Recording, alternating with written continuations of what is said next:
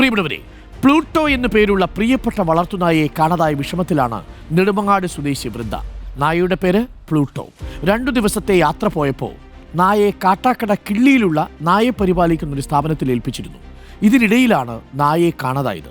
ലാസ ആബ്സോ ആ ഇനമാണ് കേട്ടോ. ലാസ ആബ്സോ ഇനത്തിൽപ്പെട്ട നായയെ കണ്ടെത്തി നൽകിയാൽ 10,000 രൂപ പാരിതോഷികമായി നൽകാമെന്നാണ് വൃന്ദ പറയുന്നത്. നമുക്ക് പ്ലൂട്ടോയെ ഒന്ന് കണ്ടിട്ട് വരാം. 10,000 രൂപ ഒന്ന് നോക്കിയാലോ? നമുക്കൊന്ന് കണ്ടിട്ട് വരാം. ഇതാണ് പ്ലൂട്ടോ. അച്ചടാ,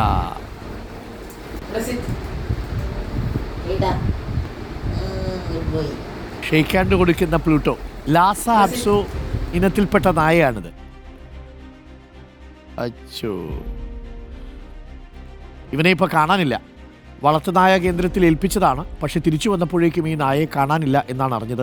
10,000 രൂപയുണ്ട് ഈ നായയെ തിരിച്ചു കിട്ടിയാൽ. വൃന്ദ എന്ന വനിതയാണ് ഈ പ്ലൂട്ടോയുടെ യജമാന.